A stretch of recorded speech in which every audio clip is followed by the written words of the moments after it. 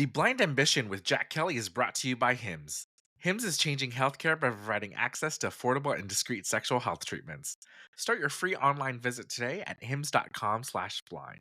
That's HIMS.com/blind for your personalized ED treatment options. hims.com/blind. Prescriptions require an online consultation with a healthcare provider who will determine if appropriate. Restrictions apply.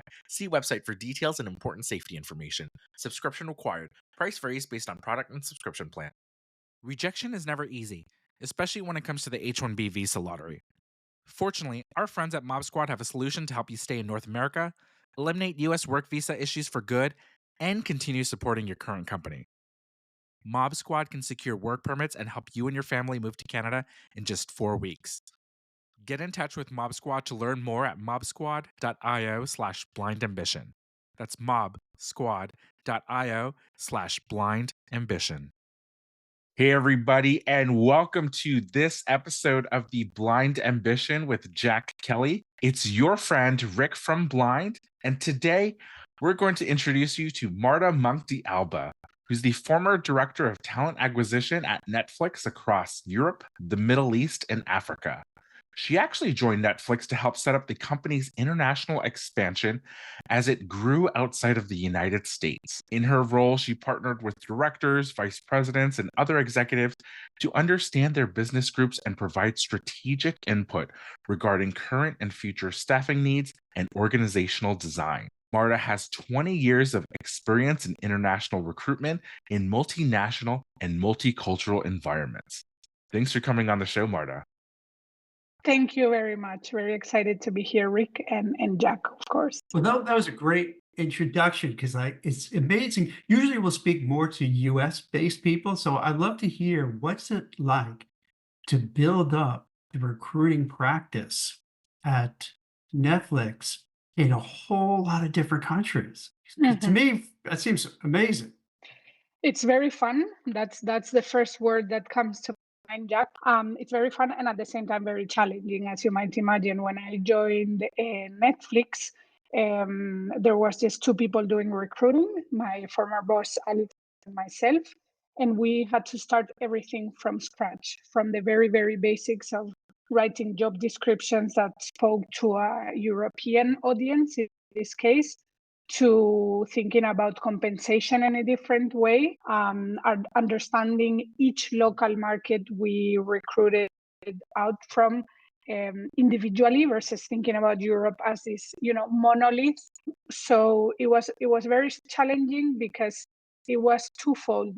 Us ourselves needed to learn all of these things for Netflix, and at the same time do a big job of educating our peers, leaders, and executives in the US for them to be able to build their organization internationally in an effective way.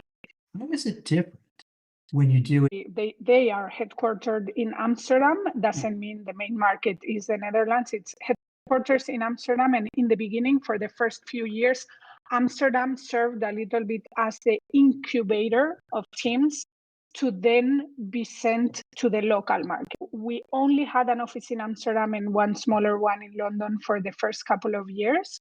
And as the business grew, the company penetrated each market, mostly in Western Europe.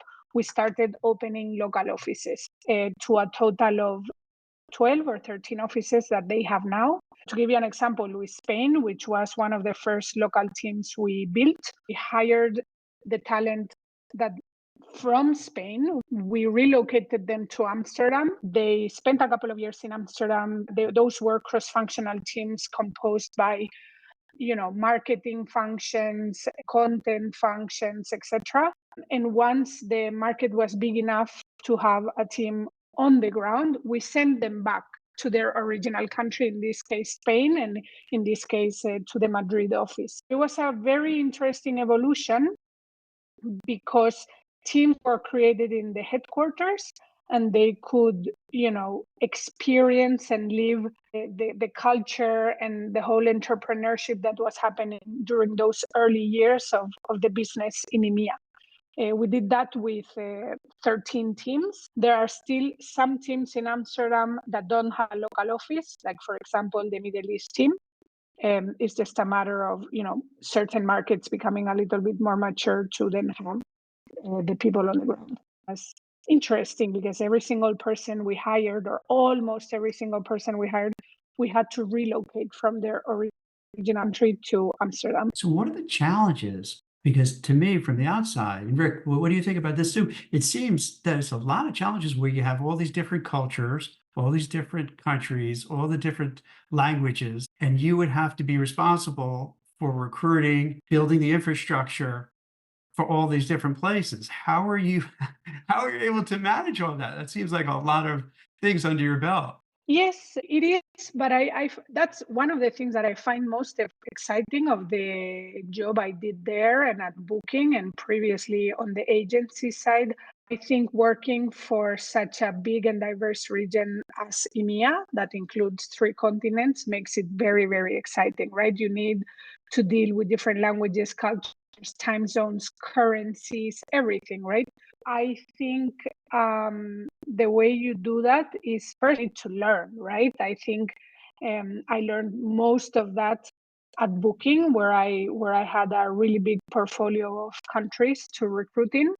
Then when I was hired at Netflix, I think one of the reasons why I was hired at Netflix was specifically because of this, because I had acquired the understanding of the different markets. I'm no expert in every single country from the EMEA region, but I have an idea of the talent market and job market in all of these countries.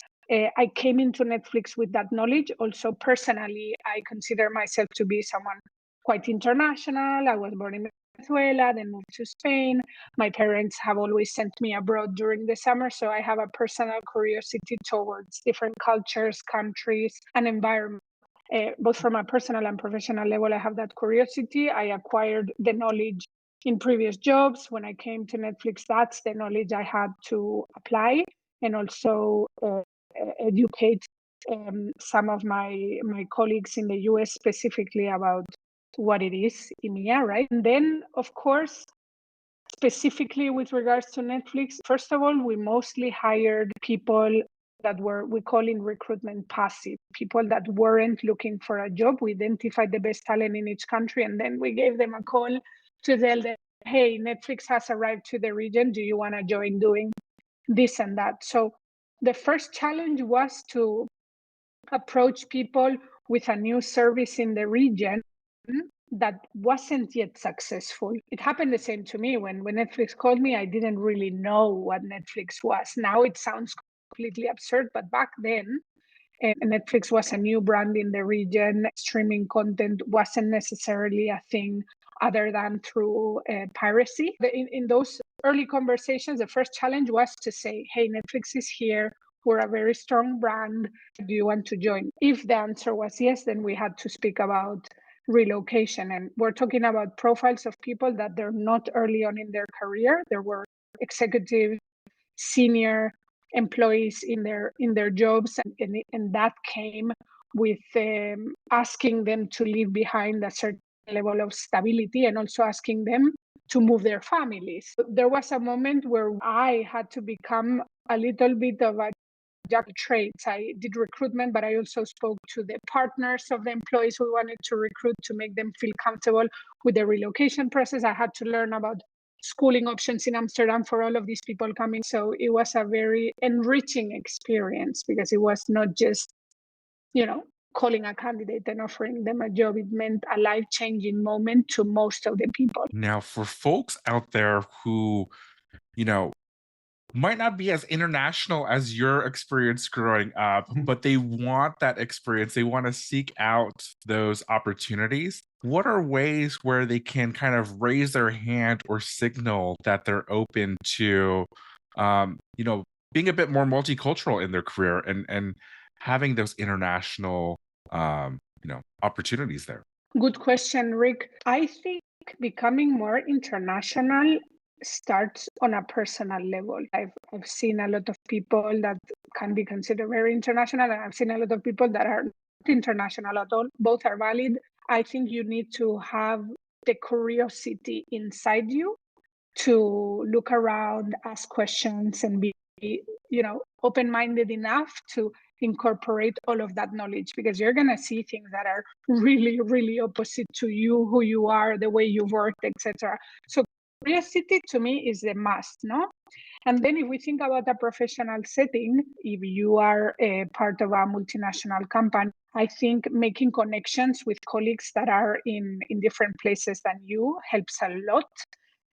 Because it's on those, daily conversations and sharing insights that you can learn. If you are lucky enough that your company has international assignments, while it's pretty scary to suddenly move abroad, I've done it myself. I think that's the best way to put yourself in the position where you need to experience firsthand a different culture. It doesn't need to be forever, of course, but if you have the chance to spend 3-6 months somewhere else, I would encourage people to do it, because it's so enriching, not only from a professional standpoint, but also from a personal levels. It's challenges. I'm not going to say everything is easy and smooth. It's not. Anyone who's an expat or has moved abroad will understand this, but it's just a really enriching experience. And then thinking more long term, having an international background professionally, in my opinion, opens doors for your next job. It's so wild, Mark, because when you mentioned that when you started recruiting internationally, a lot of countries and people didn't know about Netflix, and it's so hard, right, Rick, like to believe, that you didn't know Netflix, because I would have thought it would be a layup to recruit for those people because, hey, it's Netflix. How did you get people to return your calls when you were trying to recruit them when they didn't know anything about Netflix? Because that got to be pretty hard when you're, I don't want to say a startup, but like you were still early stages. In some cases we succeeded, in others we didn't. Or in some cases I succeeded, and in other cases I failed. I just couldn't do it. No, I don't believe you failed. Come on. Well, sometimes. So let's speak about failures later on. But look, no, I think in general we succeeded. I'm persuasive. People know that very well. I'm pretty persuasive. But I think, and this is very kind of my theory, I could translate my own experience to people. I was at booking, very comfortably living in Barcelona, at the beach, nice salary, everything. And then this company calls me. I understand the product, but not completely, but I was absolutely hooked by its culture, right? The set of values they had, the way they thought about human resources, recruiting, compensation, all of that. And that sparked my curiosity. So I digged more into what all of this meant in my interview process, and I trusted it was a reality, so I had a leap of faith. When speaking to other people, our first few vice presidents at Netflix, or the first few directors for each country, I think the way I spoke to them about the opportunities we were offering was very genuine. I genuinely believed the product and its culture was going to be groundbreaking. And I feel, and you should ask them, I had this personal engagement with every single person I hired in the beginning.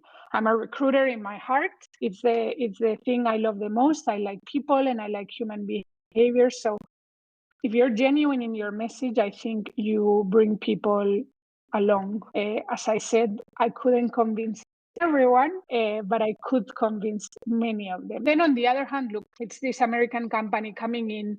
You drop the name Netflix, they start doing research, because we're talking about very smart people in the tech space or the entertainment space. The entertainment folks did know Netflix, of course. They start doing their research, they see there's the trust from investors, there's all of this success in the US and so on. So I think, the combination of both, this first impression they got from the company, which was probably me and the interview process, and then their own research, was a kind of magic sauce to bring them on board. And Marta, it's interesting where you're bringing these people aboard and you have to sell them on it, which is hard. But then it kind of really did, obviously, it really did well. For yourself, I believe, tell me if I'm wrong about this, that you saw your boss, when you were at Booking, shared a Harvard Business Review piece talking about Netflix. And you saw it like, wow, this is great. And then you left and joined Netflix. Exactly, exactly. My boss then, her name is Anouk. On a dinner during an offsite, she was like, um, look at this Harvard Business Review that came out called How Netflix Reinvented HR. I read it, I just could not believe it because I was in recruitment and in human resources, but I was someone really constantly challenging the status quo, recruiting in a too tactical way, or human resources being too programmatic or too far from the business. So when I read How Netflix Reinvented HR, I could not believe what I was reading because someone had put in words the exact mindset I had about human resources, how strategic it should be, how companies should be more recruitment led, how you need to make an effort to pay people higher salaries if you want to access the top talent. I read that, and then everything else followed. There was that article that sparked my curiosity, and I think Anouk said, I think she told me, I don't remember what, she kind of regretted sharing that, no, but it was, to me, it was life changing, right? Because it meant my whole life would change after starting to connect with Netflix. So how did your life change? My life Now, changed because I was in a sweet moment with Booking.com, right? The biggest European tech company, the first online travel agency that succeeded in the way they did, and so on. So I was in a sweet spot. I had a managerial role, but when Alex, my former boss, called me and we started speaking about how real the culture was, and the expectations they had of Netflix succeeding internationally, I had to make a decision, which was one, move countries from Barcelona, good food, nice weather, to Amsterdam, but also a leap of faith in joining a company that I wasn't sure if it would succeed, and also leaving behind a managerial role and joining as an individual contributor. I joined Netflix as a recruiter, because I was so fascinated by the company. Those were the main things that changed my life. And the third element was financially. Netflix is one of the most competitive brands when it comes to compensation. I think we shy away from talking about money, but that was also an element, right? Not the decision-making factor to me, but also made a big impact in my life. and speaking of that, in terms of the compensation and all that, stuff, once you were there, Mhm. what was the driving factor? Because it seems like the culture there, and Rick, I'd be curious too, from what you hear on folks at Blind, because I know there are a lot of Netflix, engineers. What's it like to work there? Is there a certain kind of person that you were looking for? Is there a certain kind of vibe? Because I've always heard is there's a little bit like you have to be candid with people, and sometimes it could be very upfront, which some people, I think in Amsterdam, that's the culture. You're okay with telling people exactly it is. But other cultures, they try to smooth it out. So I think one of the most interesting things about Netflix is that Netflix executives, they often use sports metaphors to describe the company's culture and people. They use terms like, oh, we're trying to build the dream team, or they have a quote unquote keeper test where you have to earn your spot on the team. You have to keep it, make sure that you truly are the best of the best to continue to play the minutes, so to speak, or that if you're kind of lacking or if your performance doesn't show, there's no harm in saying, hey, it's not working out. I think for some people, when they see that kind of high performance culture talked about in that kind of almost transactional kind of way, like an athlete that might, move clubs or sports teams, they get a little intimidated. Or there's a bit of a mystery because I think for a lot of people, especially in the US, they're not necessarily comfortable talking about their careers in kind of that terms of competition because really that's what sport is, right? Yeah. And I wonder, did it seem competitive at that company? Was it a bit of a culture shock moving from booking.com to Netflix where you see that every day? Yeah. Rick, I can confirm you've heard the right things. So that box We can tick. Yeah. Yeah, look, let's be Yeah. honest. I think Netflix historically has had a little bit of a reputation of being a cutthroat company. As a recruiter and as a talent leader, I've needed to have this conversation endless times. So I think we can say it. You are right. I'll speak probably less about what it is today because I'm no longer there, and I think things have changed a little bit recently. However, yes, this is the way Netflix used to talk about themselves, and I loved it, and that was one of the reasons I wanted to work there, because I came from a very fraternal environment, which was Booking.com. I think any environment is valid as long as that works for the business. So this is not a critique to Booking. It was a fraternal environment in the sense that friendship was very much promoted, and we went out every Thursday and every Friday, and these super big parties and the swag and the present. So part of the idea of teams being successful is if teams were connected in that way. That worked for me for a while, but then maybe I became too old, I don't know, or I matured, and I started feeling that was probably not the right environment for me. And I liked how transparent Netflix was in the sense of, we are not a family, we are a team. That stuck in my mind. I was like, oh my God, yes, thank you. Because some companies pretend to be a family, but the reality is that in a company, you end up either leaving or firing. You have a conflict and competition, and sometimes politics, and sometimes bureaucracy. And that doesn't really happen in a real family. I would never fire my sister, right? So I like the transparency of Netflix of naming things as I understood them too, right? To me, a company is a team and not a family. I think early on there was a lot of sports analogies, but that didn't work for many people. So we moved to describing it, or to using the analogy of a jazz band. In a music band, you need everyone for the sound to come out properly and be entertaining. If one doesn't play, I mean, if they play bad, of course, but if they don't play as well as the rest, maybe you need to replace them. That, in my mind, is totally fine to say it. Expecting high performance.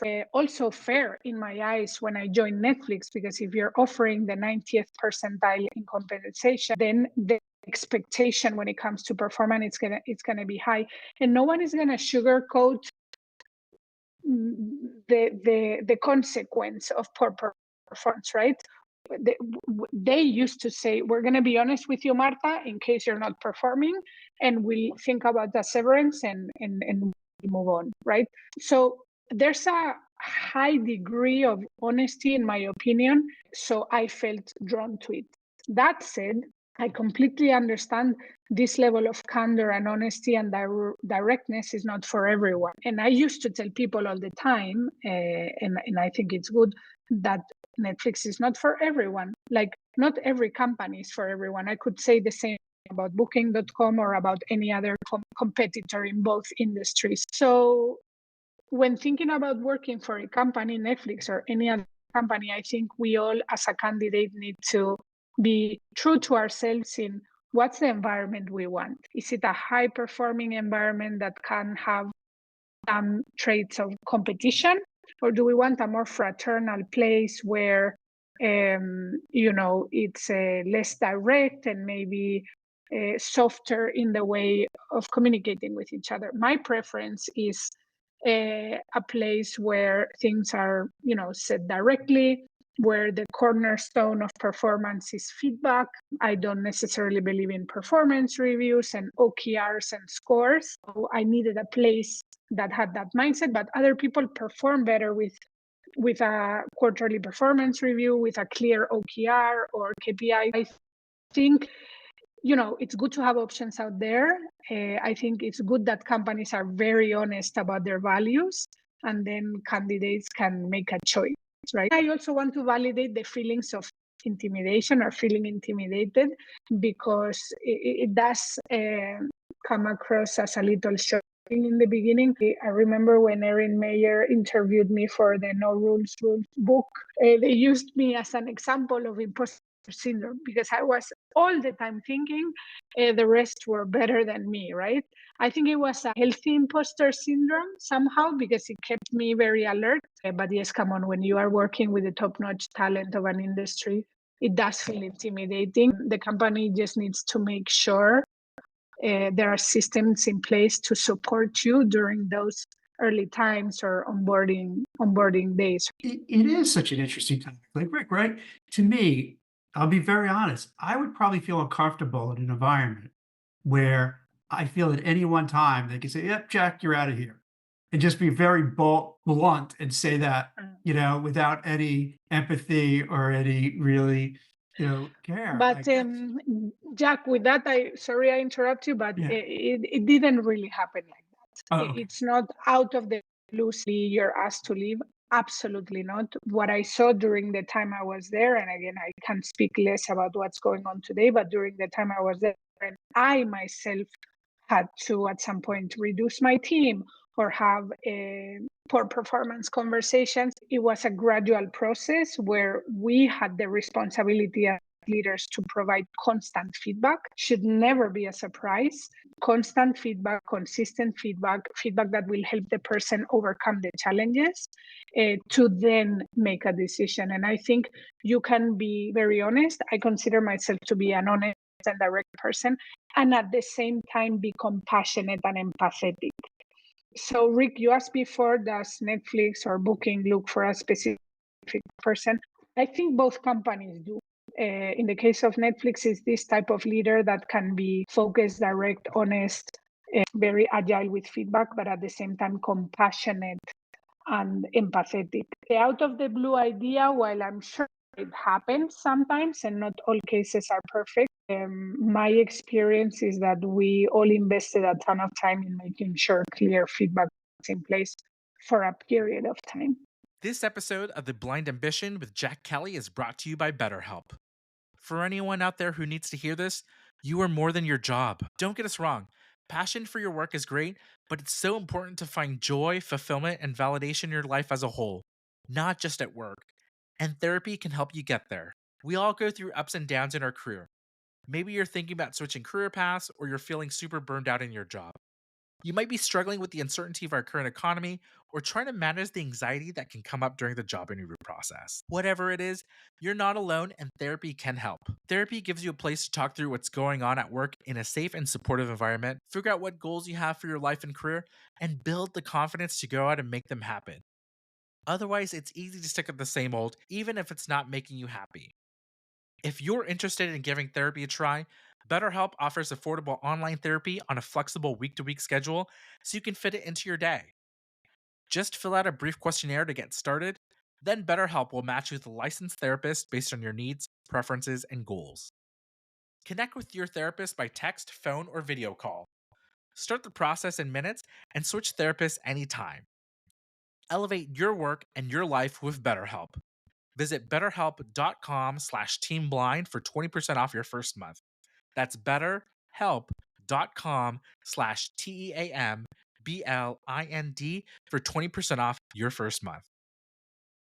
As you're building a team internationally, how do you navigate not necessarily copying and pasting the culture from another country or another geography or another kind of part of the company to these newer parts of the business or these new markets or new countries? How does that necessarily work? How do you make sure that you're being the best bearer of culture as you move abroad or as you grow? Yeah, that's such a good question, Rick. And I honestly think no one has ever been able to answer it properly, but I'm going to give it a try. Look, one of the things we all had in mind, especially in the first few years with this level of newness, it was a new brand, new culture with a ton of new employees that didn't really know what they were doing, but they were having a lot of fun. One of the things we kept in mind, not always kept in mind, but as we were 1 year into this international market, how do you make sure you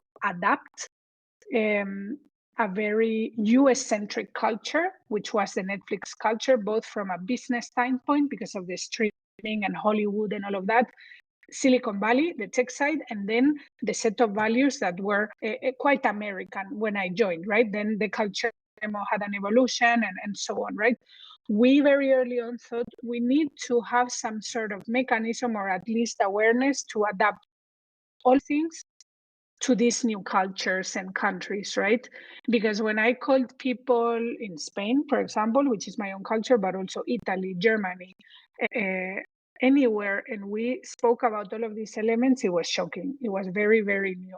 We started kind of incorporating in our mindset. I don't think we did anything specific or we said anything specific, but we started incorporating way more awareness of what this all meant to different people. Because it was shocking. Also, the financial element of it, right? Talking about the keeper's test so openly. That was one that for many people that came from maybe a little bit more traditional markets like Spain, in my case, we just invested more time in making sure we were setting the right expectations and getting into as many details as necessary about the business, the technology, and the culture for people to understand, right? And to feel comfortable taking the leap of faith we were talking about earlier. Now, you spent your entire career in international recruitment. Have you learned anything curious or interesting tidbits about certain cultures or business practices? Kind of putting yourself in the shoes of the candidates that you're speaking to, how some things they found quite novel or interesting. Was there anything that you noticed from the business side? Well, every day was a learning. I just think that's what has kept me going for so long. No, I'm just fascinated, and I've recruited a lot in many countries like Spain and Italy, and all the time you discover something new. To me, what was a huge learning is, I think at booking I quickly got used, or the candidates quickly got used about how we spoke about the culture, because it was not more simple, but in a way, because it was more fraternal, and we looked for a talent that was earlier on in their careers. It was easier, that transition from any other place to booking, right? At Netflix, what I realized is that things that I took absolutely for granted, like the understanding of we are not a family, but we're a team. For certain cultures that might have the family as a central thing in society, and I can speak about Spain again, but it's also Portugal and Italy and Greece and all of that, that didn't sound great. So going an extra mile to make sure you empathize while you remain kind of a representative of the company, you put yourself in the shoes of the other person. No? Now, you've worked on the recruiting agency side. You've become an executive at Booking, certainly at Netflix. What has been the most challenging promotion or career milestone that you've earned? How do you think you managed to accomplish that feat looking back now? I'm going to give you two examples that I really like, or I feel proud of, okay? I know it's one, but I don't like rules very much, so I'm going to do two. My first milestone that I have thought about it more recently than when it actually happened is that when I graduated at school, I did psychology. I was really obsessed with becoming a headhunter. This was many months ago. LinkedIn didn't even exist back then, so imagine what I'm talking about. I identified this small agency called IHR in Madrid, owned by a French guy, actually. And I identified it as kind of the only place I could think of that could hire a fresh graduate to do headhunting, because I wanted to do this thing of cold calling candidates to offer them jobs. So I applied to one of their jobs. I went through a kind of weird recruiting process, to be honest, several interviews. And then they did this super long psychological test. I was there for 3 hours, and then they called me and they said no. And I was like, but why? I really don't understand why I did wrong. And they said that they trusted the psychological test a lot. And the test kind of indicated I would be bored in the job. I don't know why they said that. I said, I do not accept this. Please hire me. I really, really want to do this. And if I'm bored or you don't like me, we always have the chance to kind of, I'll say goodbye, or you can fire me, but please hire me, because I need to learn this craft, or whatever I thought about was headhunting then. And they did. And I will be forever grateful for hiring me and kind of allowing me to be so stubborn, because I learned so much there, and I confirmed my passion for the work I've been doing since then, right? So that to me was like, that stubbornness is good, The other milestone, and those were scary times. I got promoted to lead the talent acquisition team at Netflix early on in the pandemic. That was rough because I became the leader of a pretty big team at very uncertain times. I remember those moments of being at my place alone. Obviously, we couldn't go anywhere. And then seeing a huge screen with a million little boxes, which was everyone in my team. And I was like, oh my God, this is now, I'm responsible of all of these people now. In the middle of a pandemic, I can't see them. I'm very I'm energetic and passionate and I move my hands. I can't see them. I can't connect in person with them. How am I ever gonna succeed as a leader of this team in these circumstances? I was so scared for so long. I had to do virtual offsites. I had to give feedback over VC. I continued being, the bridge between the US and EMEA. So all of that was rough. I really thought I wasn't going to succeed, but I did. So that makes me very proud. I think that was a big milestone. And I say kudos to anyone who got promoted to anything during COVID, because that was rough. Pulling on that thread a little bit, now that it seems like we're a bit over the other side of the pandemic, how has it changed international recruiting? I think it's changed a lot for the good and also for the bad. Let's be honest. I feel we are still going through the right sizing of many companies that overhired pre and during COVID, right? So we're seeing a lot of layoffs. Some are visible and out there, others are silent, but there's a lot of exits going on at the moment. So that's more of the negatives, right?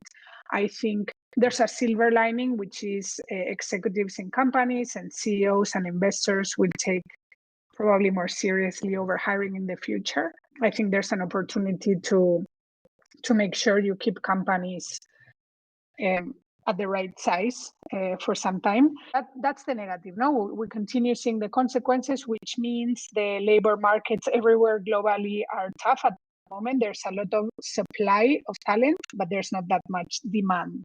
If I make a ranking, I think the US is probably in the worst place. I am seeing a lot of my ex-colleagues and friends and so on struggling to find a job, whereas I see Western Europe in a slightly better place, maybe because layoffs have been less.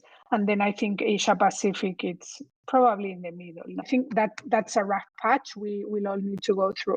On the positive side of things, I think the corporate world evolves slowly, and it takes kind of the invention of the internet or the invention of something to kind of shake things up, right? And change how things are done. I think COVID was an accelerated evolution of how companies think about doing business. And I think when it comes to people, which is my domain at the end of the day, the combination of having gone through a pandemic, but the newer generations having very different expectations of employers makes it very interesting, because things like hybrid type of working, the world is becoming more focused on making sure things are inclusive. Then I see these newer generations expecting true commitment, which is something very, very different to my generation. So I think things are changing, and they're having a positive trend when it comes to innovation in the workplace and true commitment to what matters. Marta, I just want to go back a little bit when you're saying, and I really appreciate you talking about here in the US because it is tough. What would you say to people a little concerned, right? Like Rick, I see on Blind, a lot of people are worried. They're making a lot of money, they're doing really well, but they feel they're one step away that the rug could be pulled out from under them. Can you maybe give some insights for people? Yes, look, that's a tough one, right? Yeah. Because as I said earlier, I believe in the notion of companies are a business, a team, and not a family, right? So I think some sort of notion like that needs to be internalized by all of us, right? It's hard to expect, especially when you're mid to senior level of experience, that you're gonna be protected forever or irreplaceable, right? What I'd say is that I think we all need to be very grateful to what we have, but also understand that times change, right? When you are too rigid when it comes to the ability to adapt to new environments, I think that's the beginning of the frustration, no? So if you're looking around and things are tough, be very happy with having a job and be grateful, have a fat salary. If that changed, in my opinion, the magic word is trade-offs, right? I think we individually need to adjust our expectations of what the labor market is compared to what it was. I think times have changed. We need to, in my opinion, be mature enough to understand the shift and ask ourselves, and this is a very kind of personal introspection exercise, what are the trade-offs we're willing to do to make sure we remain active in the job market? You could potentially take a little bit of a step back when it comes to hierarchy, or you could take a little bit of a step back when it comes to salary expectations. You could become a little bit more flexible and try another industry. You might love, I don't know, pharmaceutical, but if there's nothing available, let's open our mind and think about it. You might want a permanent job, but you just find temporary contracts. Why not? Let's try it. You might want 5 days a week, but you get this opportunity for 2 days a week because now post-COVID this happens, right? So I think us getting comfortable with the ideas of making trade-offs to continue being active in the job markets is important. I see the struggle is real. Don't get me wrong. I don't want to undermine the problems that there are. But on the other hand, I also see some people not wanting to give up a certain status. And times have changed. That's a reality. I love that advice because so many people going through this, they need to hear it. And I really appreciate you sharing it for the audience because a lot of people are struggling. So they need this kind of advice. Yes. Thank you. That's it for The Blind Ambition. If you enjoyed the show, please leave us a 5-star rating and a review. And don't forget to subscribe wherever you get your podcasts. Thanks for listening.